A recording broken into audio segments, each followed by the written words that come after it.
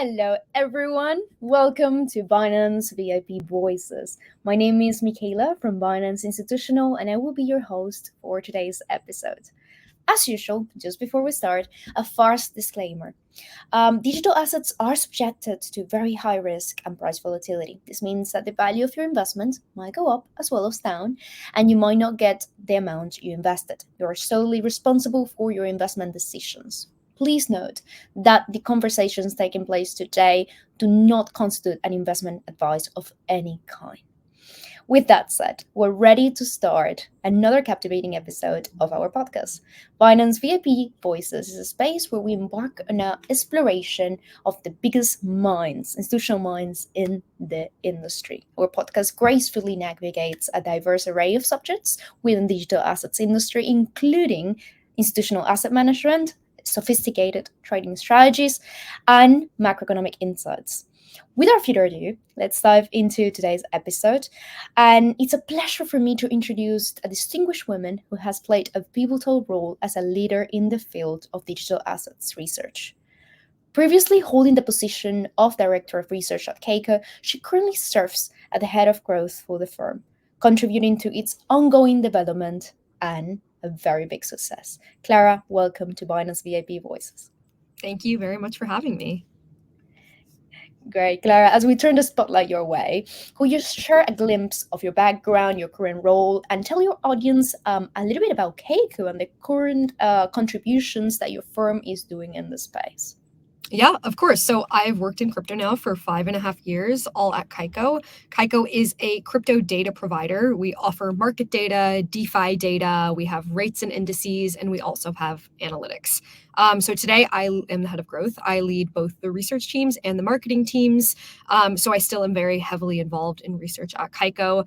And so what I do on a day-to-day basis is analyze markets and help to understand what is happening using our data. The data is Kaiko's core product, and we use it to publish very data-driven analysis and research. And so I'm very happy to talk to you guys today about the importance of market data, and also a bit about crypto market trends, what's happening in the markets today, and how that's important for traders. Great intro, impressive one. Well, with such a remarkable background and expertise, we're very eager to see what you will teach us all of us today. Very valuable insights, the one that we're expecting. And I think we can kick off today's episode with the first vertical, which will be liquidity. Clara, can you provide an overview of how crypto liquidity has evolved in the last few years and the key drivers behind this evolution? Yeah, so I mean, liquidity is absolutely crucial, especially for institutional investors who need to execute very large orders on exchanges. I think first it's important to define liquidity. What does that mean? At Kaiko, we've always tried to redefine this, especially within the bounds of crypto markets. Liquidity is more than just trade volume. Many people think the higher the volume your token has, the higher volume your exchange has, the more liquid it is. But what that ignores is the crucial concept of order book data and price stability, and that trade volume does not incorporate sort of the impact of a market order on the price of an asset. So that's why at Kaiko we look very closely at order book data, not just trade data, to understand crypto market liquidity. So by order book data, I mean the bids and the asks that are on the order book for a trading pair, such as the Bitcoin Tether pair or the Bitcoin dollar pair. The higher measure for market depth, the more liquid the crypto asset. So exchanges that have a lot of market depth, deep order books, they tend to be more liquid than exchanges that do not, based on our definition of liquidity. So over the past year, liquidity definitely has faltered. I think there's no denying that. A lot of market makers, which are the actors that provide liquidity to these exchanges, many of them have sort of pulled back from crypto markets. But I think what's exciting is over the past few months, we've seen Bitcoin rally, and that has actually drawn in quite a few new, more institutional participants. So over the past 2 weeks in particular, we've actually seen a spike in market depth and in trade volume as Bitcoin markets rise, which has, of course, trickled down to altcoin markets too. So I think while liquidity has certainly been a lot lower than it was in previous years, ever since last November, we're seeing that slightly positive trend upwards for both market depth and for trade volume. insights. Thank you so much for this. I am already, you have already demystified some of the biggest things that everyone thought that it was not like that. Thank you so much, Clara. On behalf now on institutional products, um, you have covered the trend of how those firms are investing more in the space. But what do you think is going to happen with products specifically? How do you foresee them changing, or in this case, changing in nature?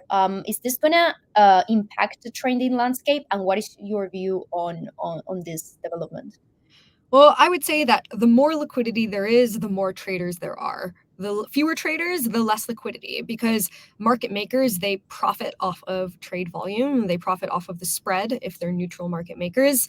And so when you have high volumes, this encourages more liquidity to enter the space because there's more potential for profit. And whereas when you see lower trade volumes on the price taker side, then it's sort of the inverse. And so it's mutually, they mutually work off of each other. And so when we see more interest from the price takers, which in this case is the traders, whether that's institutional or retail, then you see more interest on the institutional market making side. And so I think that's what we're seeing now over the past couple of weeks is we're getting more to equilibrium. As we see trade volumes rise, it's sort of a lagging indicator. We're slowly seeing now market depth increase to meet this new trade volume that's coming in. And during bear markets, it's very normal to see a drop in trade volume. We saw quite a big dip ever since last March. That's, I think, when the mini bear market started. But thankfully, we're seeing a reversal in that. And we're seeing that play out in the data. And now, in terms of ETFs, they are quite the center of attention right now. Do you think that the news around ETFs could potentially affect the market, specifically their approval? And perhaps we can focus this on specifically on institutional clients.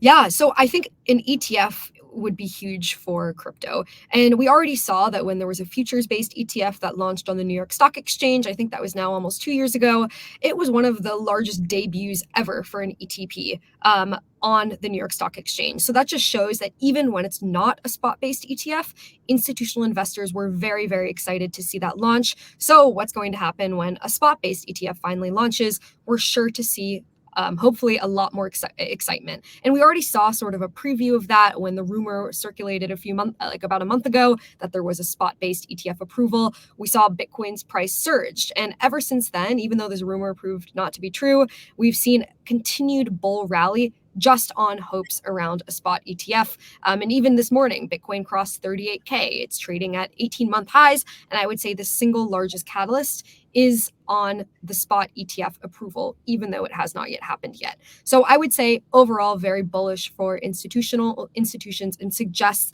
that there would be real interest in just a wider variety of trading options for crypto and gaining exposure to the asset class. Yeah, we couldn't agree more. And now in terms of data and research, right? This is one of the major questions that our audience requested. What will play a critical role in the months to come for any institutional player that is already trying to plan their path? Meaning, what key elements or components should be part of this robust research framework that those institutional traders should put together, and how those elements differ from those used by retail traders, specifically, I will say, adapted to the next few months? Yeah, so I would say data, like bad data in, bad strategy out at Kaiko. Like we like to say that. Like the worse quality data, the worse, it really can impact your profits, especially if you're a trader. Because institutional traders tend to be a lot more sophisticated in the strategies that they roll out, they tend to be more quantitative, meaning they need more history and more granularity. So data is extremely important. If you don't have highly granular trade and order book data with deep history going back as far as possible, whether that's 5 years or even 10 years in crypto, then that could really impact your trading strategy.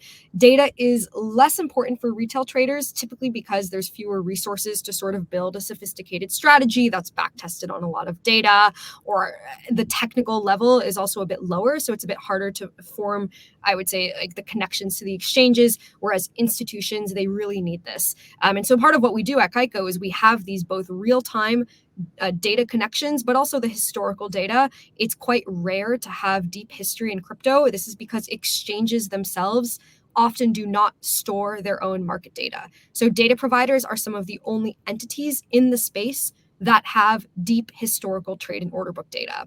And Kaiko's been around for 10 years, so we have some of the oldest history that exists, which is really an advantage for traders. I would say myself, when I was starting in my career in digital asset space, I never missed one of your reports, guys. This was outstanding, and it still is critical for the job that we do today.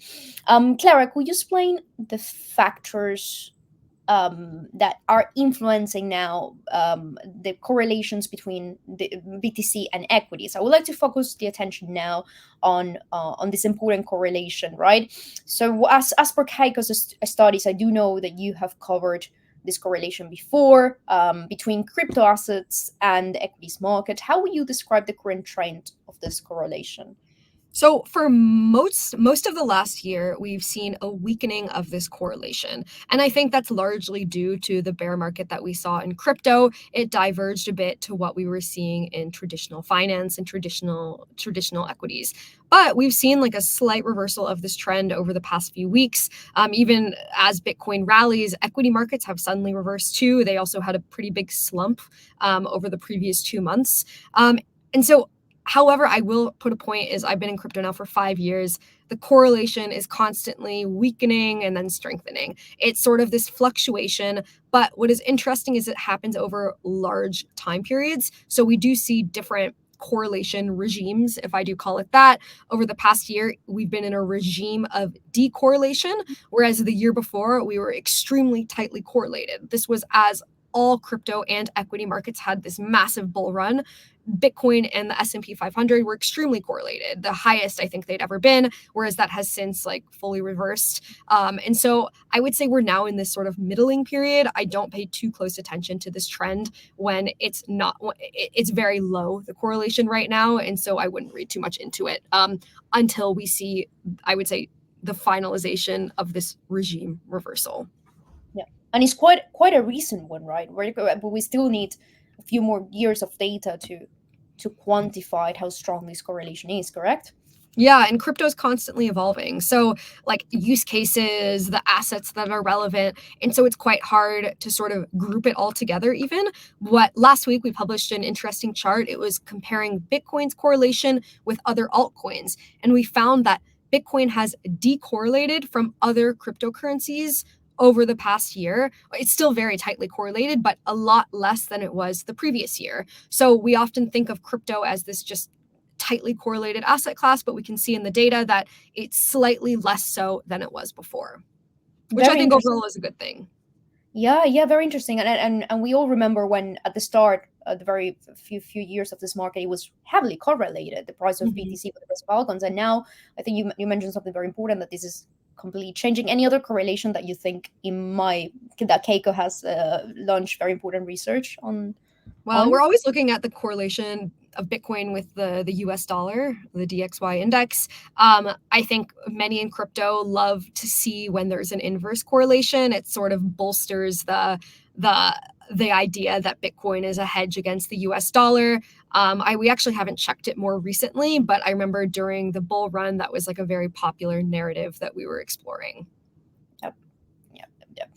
In terms of DeFi trading, I would like to shift a little bit to this end. I would say it's interesting how perhaps some traders believe that the research that they applied to CeFi trading could be the same of DeFi. Some people in the industry have proven wrong. So it would be good to see from your perspective, what specific steps or milestones do you recommend as the foundation for their research journey, specifically for the institutional clients that are jumping on DeFi trading, which is more and more every single day? Yeah, I mean, DeFi trading is completely different from anything on a centralized exchange. On a centralized exchange, it's it's like central limit order book, which is something that exists on any electronic stock exchange. And so that's why you had so many institutions and institutional traders very easily transition to crypto markets on centralized exchanges. But DeFi is like sort of a completely different like monster to tackle. It's very complicated. It requires, just purely on a technical level, you need to know how to interact with blockchain technology, how to execute orders. If you're doing it programmatically, it's way different. But also the data is different. I think that's the key part, is you don't have a central limit order book when you're looking at a DEX liquidity pool. You need to understand, how does price discovery happen on a decentralized exchange? Like, what is the impact of my order, and how can I actually be profitable in a trading strategy when anyone can sort of front run the strategy just by seeing it before it gets executed. And so I would say, of course, as I say with centralized markets, the data is really important. And especially looking at liquidity pools, you need to understand mints and burns and swaps and what that all means in the context of DEXs. Very interesting. You have demystified another important fact. Retail traders specifically, for instance, believe that fundamental analysis must be applied in crypto in general, but they don't make difference that you have just said. So it's very, very interesting how you have just marked a very important wall there between the two. For institutional clients that look for DeFi reports, is that something that Kaiko currently does? How do you guys approach DeFi at the moment? So we have a lot of DeFi data. We have data on DEXs, on liquidity pools, on lending protocols, and we have blockchain wallet data. So our research, we're slowly doing more and more DeFi-oriented reports.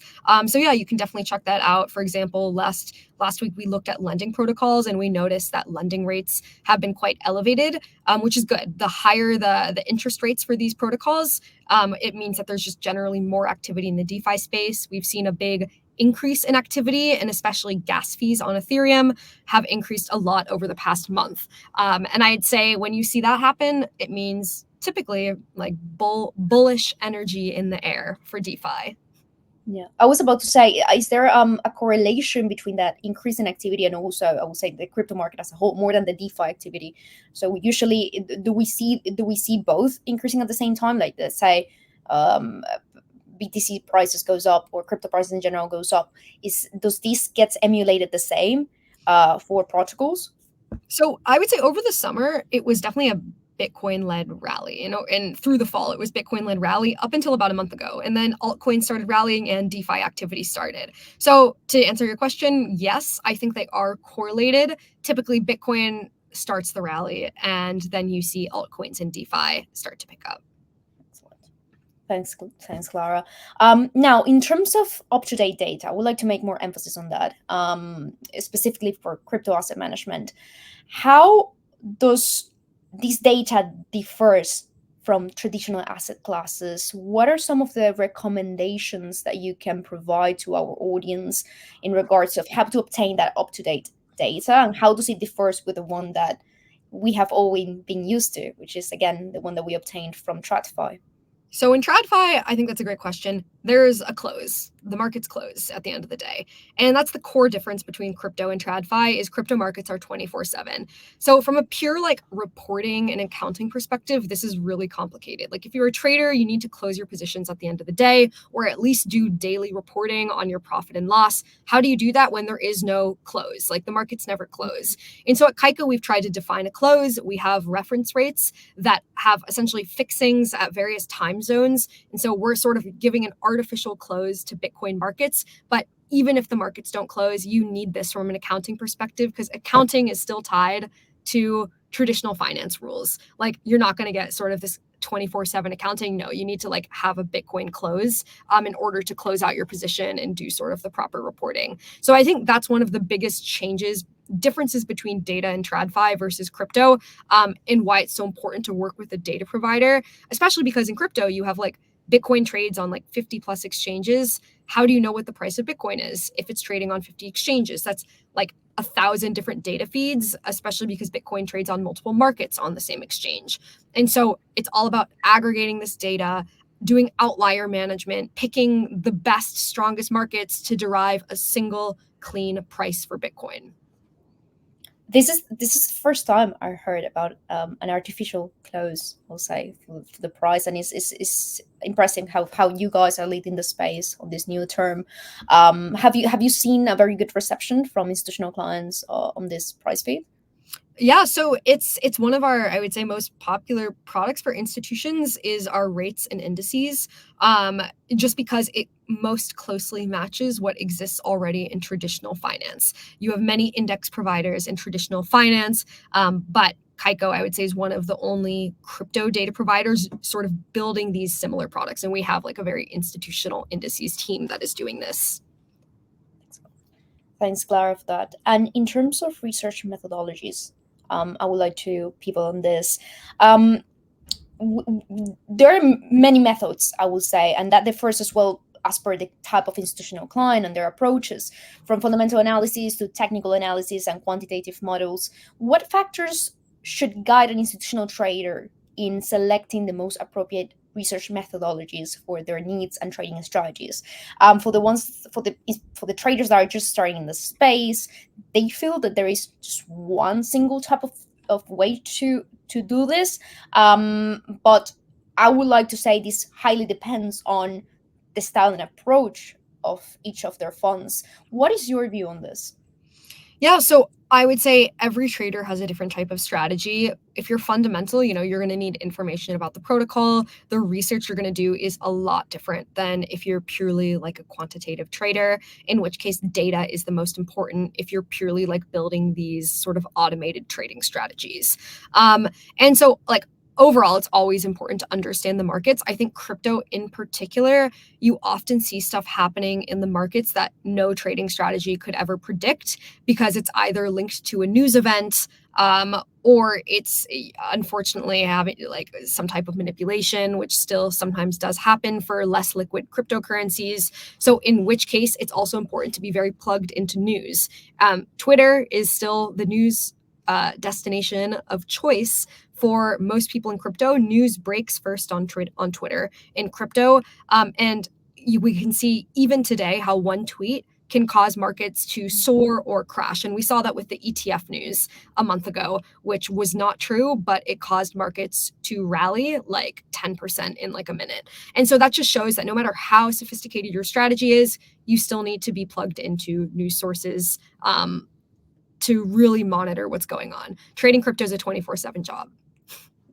Is there a way for institutional clients to avoid following those false news? Meaning, what would be like, I would say, a very simple advice on how can they differ from very false quick news from the action from the ones that are true? Of course, the response will be in this case, I will obtain it from reliable sources. But we know that when we open our phone and we see a news pop up, we sometimes we don't know where the source and if we should execute a trade based on this. So what is your perspective on this for traders in general?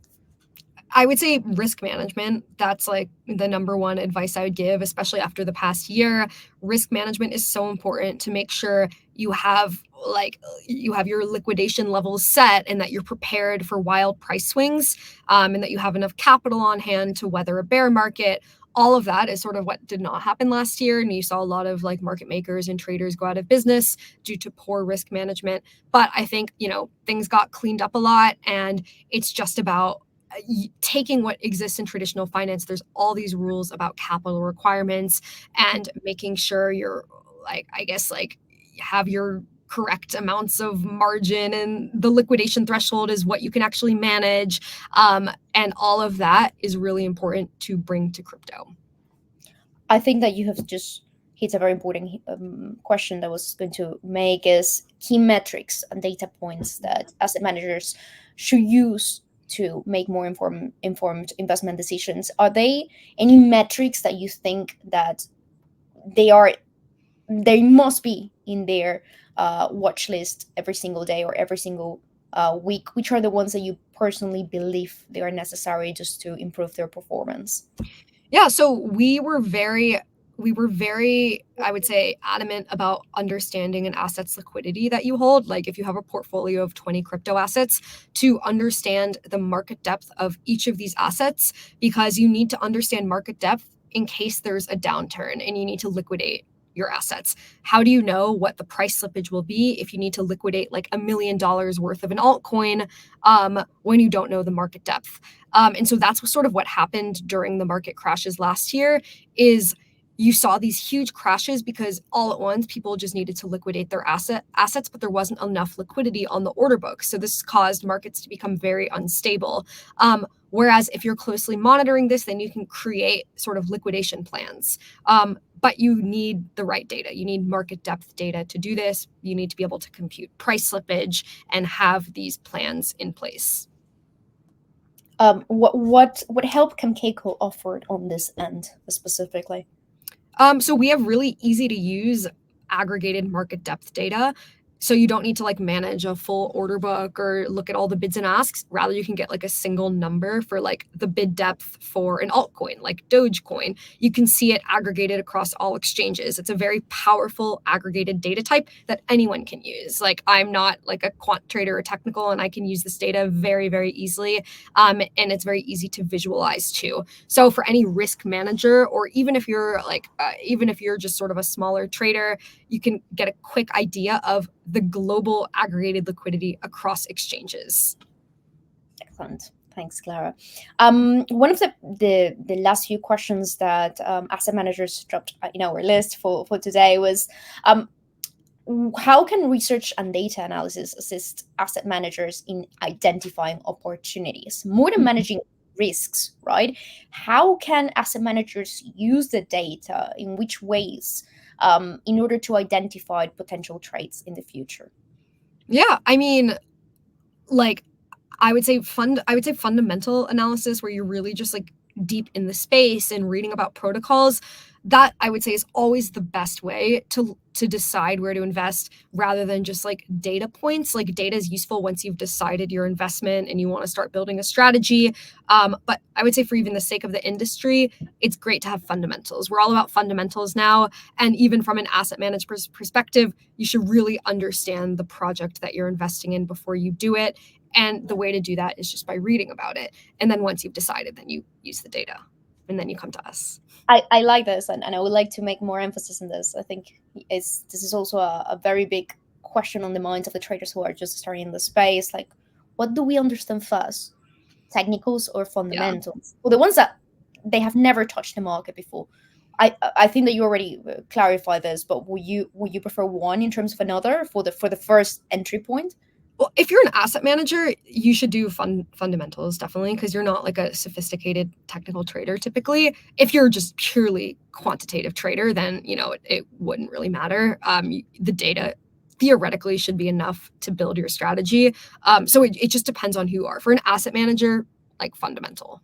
Yeah, fundamental. And even for some of our retail users, when we publish those posters on Twitter about our VIP Voices and institutional episodes, they always say, "Hey, can you ask the speaker whether we should do fundamentals or technicals?" Because we do 99% of our research based on technicals. And I think that you have just said one of the most important advices here: always try to include a fundamental approach. Yeah, it should always try to include it. And then you can use the data to sort of build out your strategy, but start with fundamentals before you do anything. Great advice. Thank you, Clara. And as much as we would love to continue the episode, I would say it's time to wrap up. But I will be pleased to know any last words that you would like to provide to our audience, and more importantly, how can they contact Kaiko? How can they start with you guys? How can they contact you, Clara, personally? I would say learn about liquidity. That's our favorite topic at Kaiko. And if you want to contact us, you can go to our website, kaiko.com, or our research website, research.kaiko.com, and you can subscribe to our free newsletters. We send them twice a week on Mondays and Thursdays. They have tons of charts, tons of analysis written by our research team. So, and then you can contact us there if you want. Excellent. I personally see those weekly research bites, and I absolutely love them. Our clients as well, and it's definitely recommended. Well, thank you so much, and on behalf of our team and Binance Institutional, we appreciate your time. Thank you very much for having me. Right.